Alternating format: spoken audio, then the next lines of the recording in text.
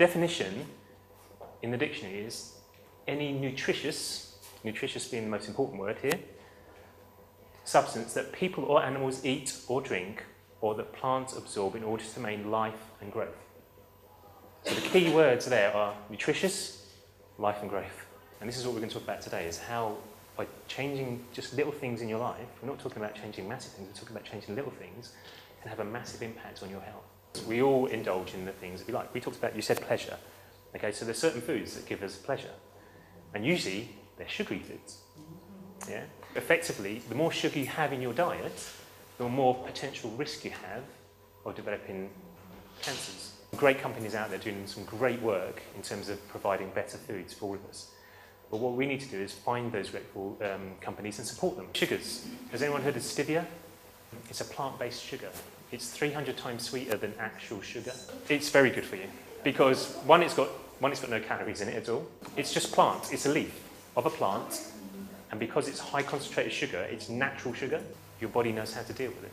The reason why gluten intolerances have become more prolific is because the way bread used to be made was they used to sprout the actual grain before they milled it. And by sprouting it, it gets rid of the gluten. So on the actual process of sprouting, gluten is reduced. They don't do that anymore because it's too time consuming. Because again, they need to get bread to market quicker. There are some really good breads on the supermarket stores. I'm not saying all of them are bad. Just take a look on the back and see what ingredients are in it. Because they have to list the ingredients. Just take a look. The less ingredients, the better. The more ingredients, the worse. And the ones you don't even understand, if you turn it around, you go, what does that mean? Then if you don't know what it is, how do you know what it's doing to you? Thermogenic means it actually increases your circulation around your body. So effectively, when you eat it, you feel a little bit hot and flushed because you've eaten something hot. It makes you a little bit, yeah?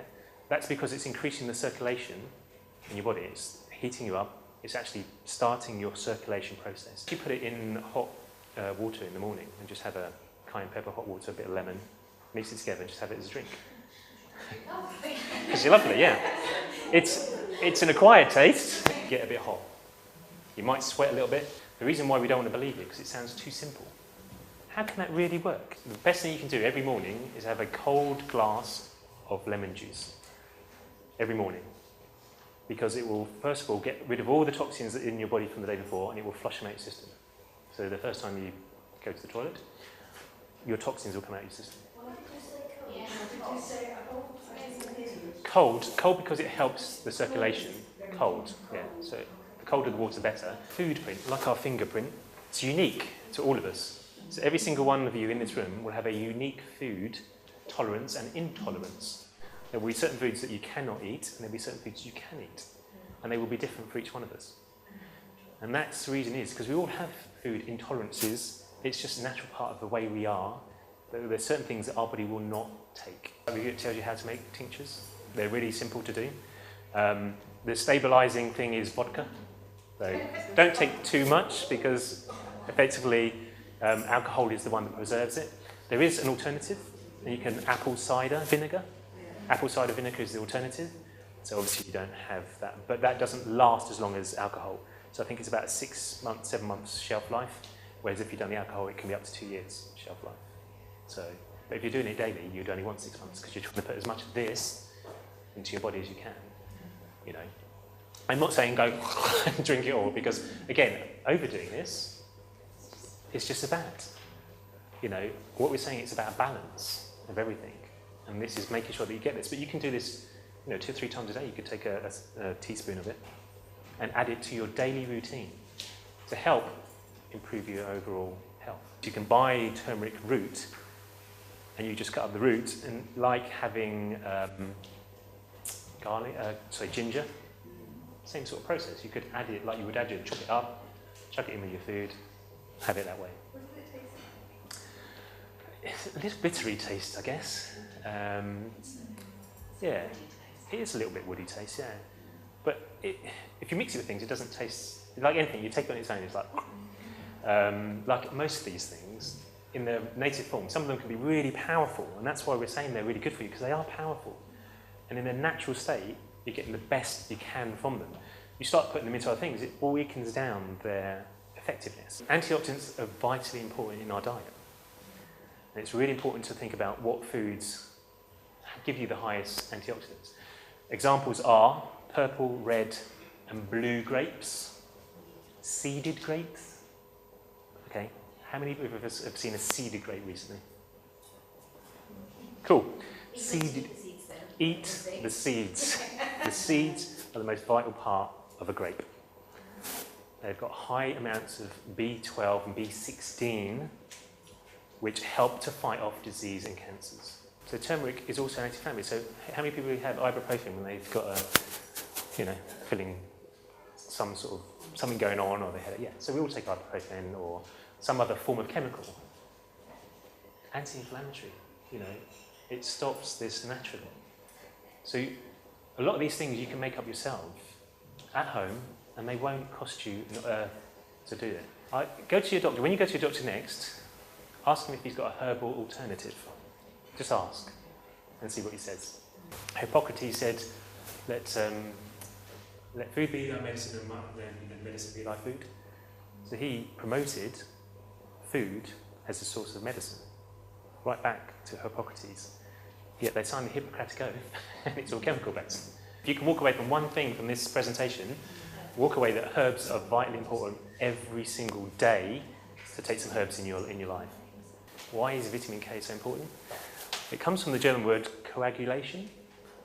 In terms of it's a clotting agent. It stops our blood. It helps our blood to clot.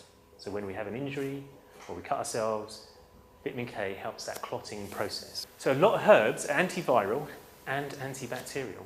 So they will fight bacterial infections and they will fight viral infections.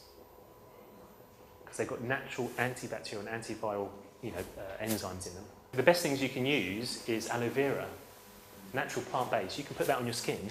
It has natural UV protection built into it. Straight away, just put aloe vera on your skin and that will help protect you against things. It also helps afterwards, if you've got too much sun, to actually stop the process of it worsening. Alkaline is extremely important in our diet. We have to alkaline our body. But again, don't over-alkaline because it's dangerous. As much as being too much acid, too much alkaline is not good for you either. So it's a balance of the two.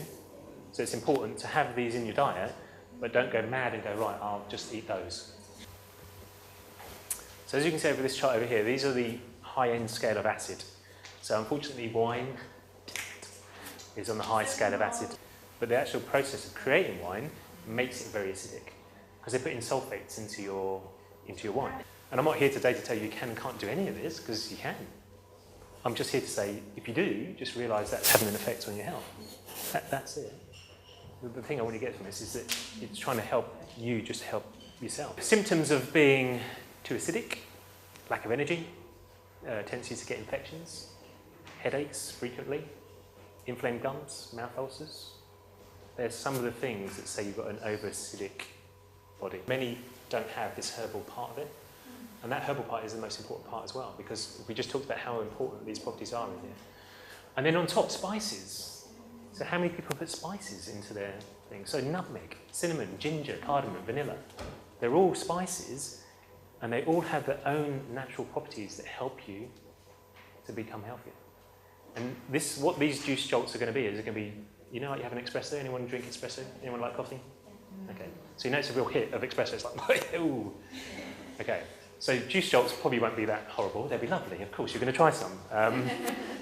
But it's going to be that concentration of actual nutrients that you can have one a day, 2 a day, 3 a day, ideally 3, that would actually boost your natural nutrients in your body to help you give that fight against any illness or disease that you've got. So this will naturally do it. You can do these at home. So you can take this away and do these at home. I'm not yet, because I haven't done them yet, but I'm in the process. Yeah, sorry. Yeah. Okay, I do apologise. So yes, I'm getting around to putting it together and making sure the formulations are right and using the right ingredients, because it has to be organic ingredients. There's high concentrates of those, and that's what we're putting into our body on a regular basis. Some of us more than others. That's how your plate should look. And if you look at it, see the yellow bit? That is your meat intake. and your dairy intake and all those things. So that little tiny yellow bit, this bit here. What's the red bit? This bit? The other one, the tiny little... The tiny little one says, that is cheese, sweets, processed foods, white rice, white flour, factory farmed animal products. Yeah, so anything that's processed, anything that's treating sore throats, surprisingly influenza and even malaria. So cinnamon is an antiseptic, it's got a lot of antiseptic properties. Ginger relieves inflammation and helps with nausea. So anyone who's ever been sick, if you do have travel sickness, take some ginger and you can chew on a bit of ginger and it will actually stop the sickness. Yeah, it's not the nicest thing around, but it will actually stop the sickness. Or for women who are pregnant, ginger will help. Ginger tea, ginger beer will help because it stops the nausea feeling. So sage itself actually has the ability to, it's thermogenic, like we talked about before, so it increases the process. I've called cloves instead of cloves.